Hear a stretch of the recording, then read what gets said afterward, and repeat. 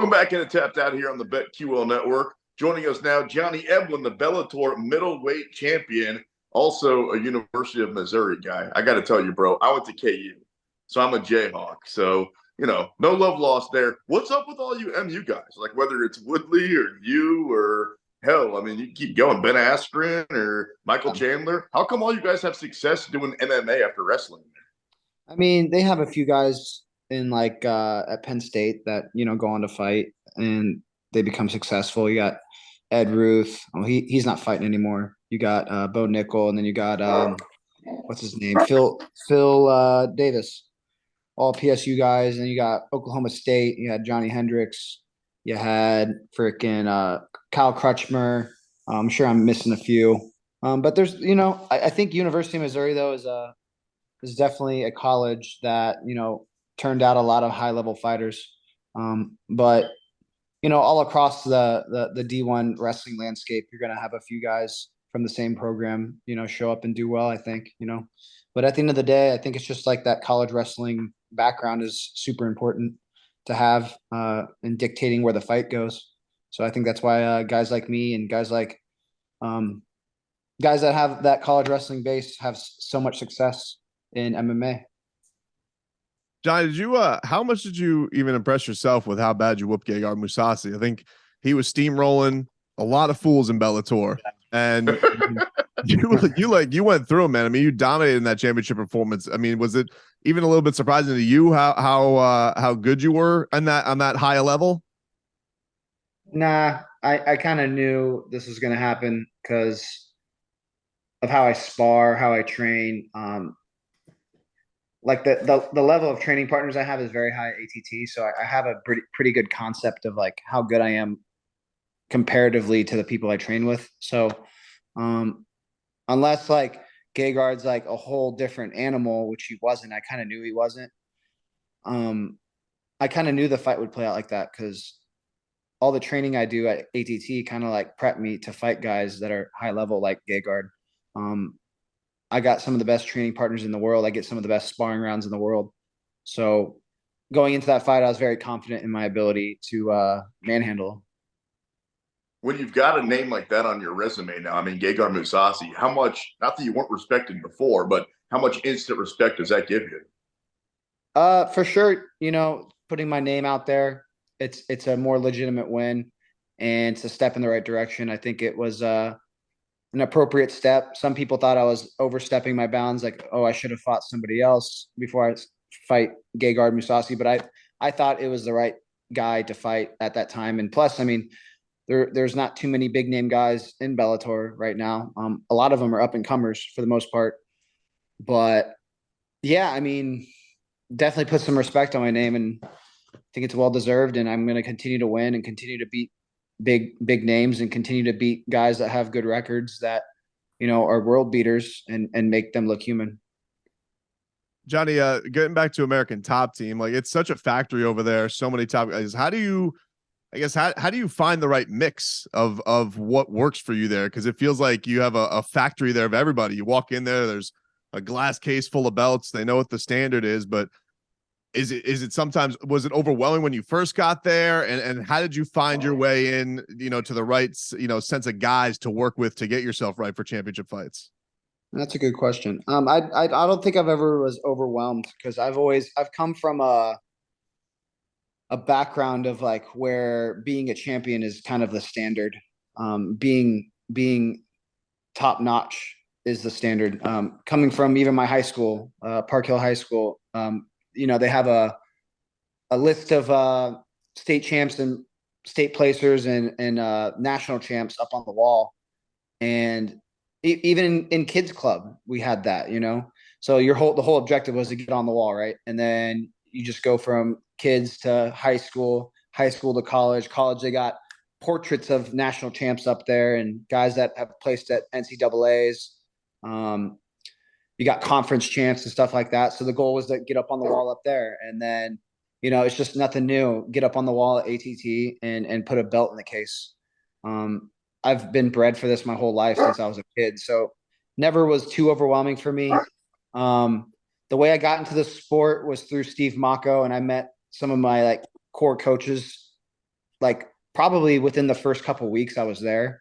I met King Mo while he was still training. He really took me under his wing. I met Mike Brown. He actually held pads for me the first time like ever after grappling class when I was trying to learn how to box. And he's not a boxing coach really, but he was like trying to help me as much as he could. And honestly, like just thinking about it right now is just like crazy. Because I would work and then I would go to grappling on Wednesday afternoons and it would be Mike Brown's class, and then he would stay an extra hour with me after and just hold pads for me because he knew I was a guy that like wanted to get better and wanted to learn how to fight. But he's one of my main coaches. Then I kind of bounced around with striking coaches. I didn't really fall onto any particular coach until I ran into Dia Davis. Great boxing coach, works with Dustin Poirier. That's my guy. And then, boxing district. Yeah. And then I ended up really like sticking with Tiago. Pitbull is like such a great coach, and he's just a veteran of the sport, and he has a great fight IQ. So landing like these particular coaches was really important for my just to get a good base of like who I need to work with at the gym coach wise. I work with all the coaches at the gym, but these are the main guys I kind of go to. And then I think it's pretty easy for me to get better at that gym because I like sparring. I like getting live sessions in. I like showing up. Even when I don't have a fight, I'm showing up, helping people out, getting rounds. So I think it's a combination of all the resources at the gym and then my ability to just like show up and like I just enjoy getting better and I enjoy fighting. So I think it's a combo of a little bit of both because you can have all the resources in the world and be at the best gym in the world and have the best coaches. But if you're not showing up and you really don't love doing this, you're not going to get any better. And then when you finally get into the cage and you got a guy like, oh, hell, I don't know, Dustin Poirier in your corner. When you talk about all these names, like these champions, these all-time greats, these Hall of Famers, how much does that elevate your own level, almost just not wanting to let these dudes down? I mean, at the end of the day, it's just me in the corner. It's just me in the cage. They're just in my corner giving the best advice that they can. And I just think these guys have spent so much time in the cage. They know what it's like to be in there. So, and they all have their different nuanced views of like what's going on and like what techniques they think I could pull off and what they think I should need to do or what they think I should do in a fight or so on and so forth. I just really like carry it highly that these guys are very, very like tested in on the battleground within a fight. And just having that and knowing that they have that knowledge just makes me feel a little bit more secure having those guys in my corner. Talking to Johnny Eblen, who's going to be fighting Anatoly Tokov coming up on February 4th on CBS. How big a deal is this for you, man? You fight on broadcast TV, like, you know, that was something Kimbo did back in the day, getting that kind of a big audience. That has to mean a lot to you. Yeah, I'm glad that Bellator put me on this card.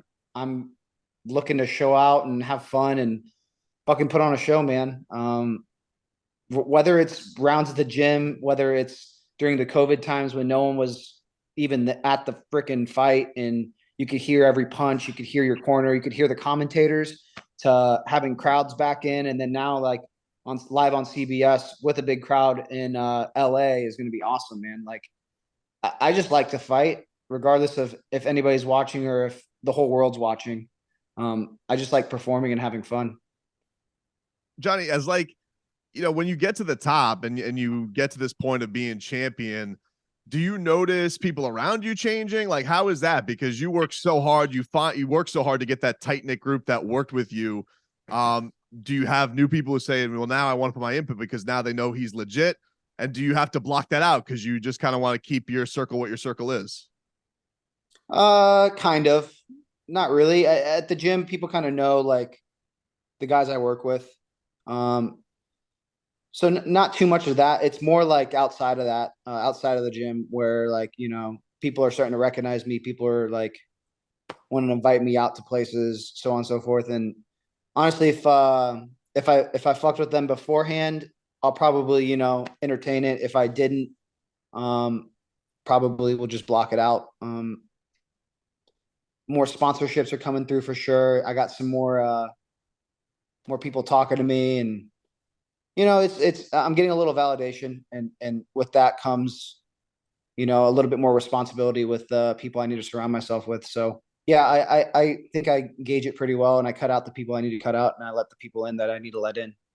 Have you found it hard at all? Because you train in a pretty awesome place in South Florida. There can be a lot of fun distractions. Do you allow yourself to enjoy that at all because you worked your ass off to be champion, or do you have to I guess bat it off even more because there can be a lot of temptation? Hey, Kansas City's cool too, BT. We got some Kansas stuff going City. on here in Not Kansas like City this, too, dude. bro. Not like it is down here. Yeah, there's a lot of distractions for sure, and I cut out a lot of them, but here and there I'll entertain some things, enjoy myself a little bit, but I tend to stay away from drugs and drinking for the most part, and I feel like that's where people really have a downfall is when they get stuck on like narcotics and like getting like fucked up. I tend not to really party like that, but I might go out, stay out a little bit, entertain a dinner, go out for a little bit, and maybe not get the right amount of sleep that night, but I'll make it up like during the week usually, and it's not like a thing I do like often. So my main goal is to be the best fighter in the world, not be the best partier. What about when you're inside that cage, though? Because you got that O next to you, that undefeated record. How are you not, cocky or get to the point where you just think that nobody can beat you when they haven't so far? I mean, I don't necessarily think anybody can beat me, but I do understand that there is a chance that I can lose, and I don't really care, man. It's just a fight. It's just a number. Like, who cares? Like, no, I don't want to get embarrassed on national television. I don't want to get knocked out. I don't want to get beat up. So that's why I train so fucking hard. But sometimes, you can't control it. But also, I don't care. This doesn't even matter. Like, if I win or lose, it literally doesn't matter, to what goes on in the world. Like, I'm just entertainment at the end of the day. So I don't really take too much. I don't weigh it too highly. Like, if I was like a business owner, and if I had to like create a product that, let's say had to save people's lives, that would fucking make me really nervous. Like, I literally have a friend that works for the medical device sales company, for a medical device sales company, and he has to program these heart things to keep patients alive. And if he fucks up, someone might die. You know what I mean?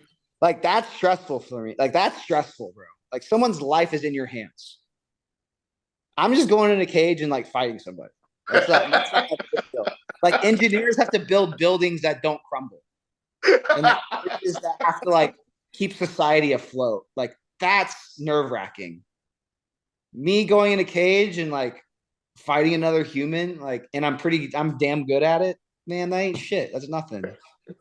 I'm just in there having fun, providing entertainment for people. So yeah, I don't know. I think my scope of things are a little bit different than what most people would think. So that's why I don't. That's why I'm so like relaxed during fight week. 'Cause it's just like, hey man, I'm here for fun. I'm here to entertain. I'm here to get paid and be an entertainer. And I'm just gonna enjoy every moment of it and put on a show because it's really not that big of a deal. Johnny, we've seen with Bellator a lot of young stars starting to rise between you, AJ McKee. They're just kind of own little stable. How important would it be to you to ever like test yourself against UFC guys, or do you like the idea of being kind of this new wave face of Bellator and being that young crowd, which they seem to be trying to keep a lot of you guys around and have their longevity go on for a while? Yeah, I think it's important to keep homegrown talent at the in your like to retain like talent. It's very important to build a promotion. So um, I mean, I don't mind the idea as long as I'm getting paid well, and as long as I'm fighting often, and as long as as long as the numbers match what I want, and I'm being active enough, I don't see a problem with it. The only thing is, yeah, it's tough because UFC doesn't do cross promotional stuff, so there might be fights I want that they can't make happen, and then it gets a little bit weird there, and then you never really get I guess you really don't get to test yourself with the top of the top fighters. So who knows? We'll cross that bridge when we get there. But for now, I love Bellator. I love where I'm at. I like where my contract's at. We'll see where it goes from here, you know? Ironically, so does Fedor Emelianenko, and same thing, right? Like rinse and repeat. He couldn't work it out with the UFC, even though they tried many a time. Where would you have him ranked when it comes to like all time best MMA fighters? Fucking speak like since he's fought for so long, I put him easily top 5. Like best fighters of all time. Also, he's a heavyweight, so it's a little bit different because your longevity is a little longer. So you can fight till an older age. You know, if he was a smaller fighter, I don't think he'd be fighting as long as he did. But I mean, definitely top 5 ever. Like he's literally a legend of the sport. Fought like the who's who in MMA. Fought in so many promotions, and you know, just put on really good performances. So definitely top 5 on my list.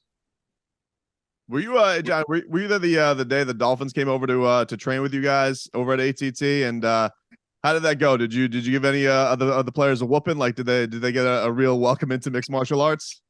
They just sat back and watched. I remember me and Roman Feraldo got some sparring rounds in the big cage, and I think we just like did 3 rounds, and I mean we were just having fun, you know, kind of just playing around, sparring a little not too crazy, but a little hard to give them a little bit of a show, and you could tell, you know, some of the guys were like, "Damn, that's pretty impressive," you know, and some of the guys you could kind of tell they didn't care, they're like whatever, but We're just here on a field trip. yeah, kind of, but some of them, you know, were like, "Damn, this is pretty impressive. This is pretty cool," and it was a cool experience. I thought it was awesome. I think they should do that more often. Johnny, before you split, one last question for you. So we know you got a fight coming up February 4th. Once you beat this guy's ass again, what's next? Like, do you give Masasi another shot, or what's up? They're doing a number 1 contender fight. Edwards and Musasi are fighting in May in Paris, I think. So probably winner of that. I gotta make sure I take care of Tokov in a week. That's more important. So I'm really focused on that. But it seems like they're trying to set up the next contender for the belt. We're rooting for you, man. We've had your eye on you. We appreciate you coming on, dude. Stay healthy. Go out there and win this fight, brother. Appreciate it. Thank you so much.